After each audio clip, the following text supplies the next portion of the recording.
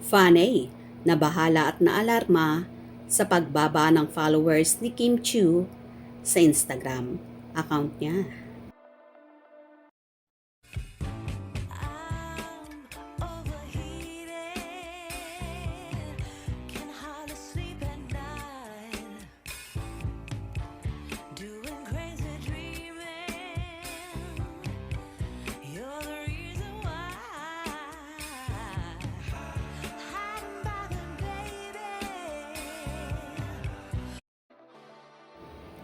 Naalarma ang ilang solid fanay ni Kim Chiu nang madiskubre nilang tila nabawasan ang bilang ng mga followers ng kanilang lodi sa Instagram.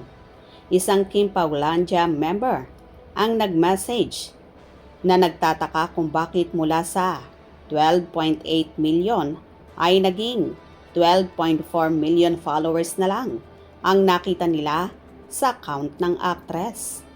Hindi naman maipaliwanag ang issue dahil wala kaming natatandaang rason para mabawasan ng followers ang Chinita Princess. Hindi naman nasangkot sa issue ng politika si Kim, dahilan para umatras ang kanilang supporters, ang mga netizen. Sa isang post na basa namin na naglilinis ang Meta sa mga account na mga user. Sa newsfeed ng The Tender Vlog, ibinahagi nitong maging ang Hollywood star at fashion icon na si Kylie Jenner ay nabakbakan din 15 million followers.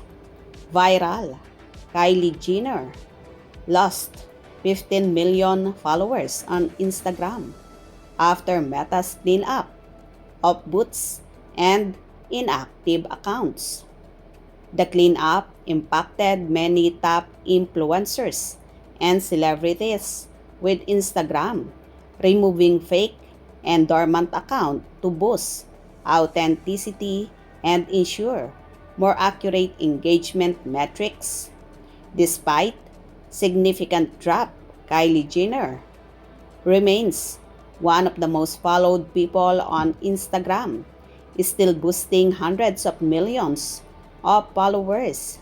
Ibig sabihin, gaya ni Kylie, hindi naligtas si Kim sa clean-up boots ng Meta, kaya nabawasan ang followers nito.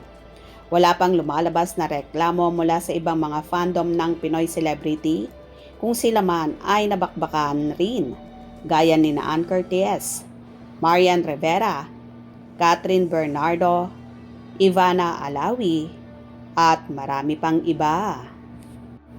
So ayun nga guys, naalarma ng content na bahala ang fanay ni Kimi dahil nga sa ginawang pagbabawas ng followers sa Instagram ng idol nating si Chinita Princess. Pero don't worry dahil clean up lang pala yan ni Meta. For sure, babalik din yan sa tamang panahon. Hope you enjoyed. Please subscribe for more info.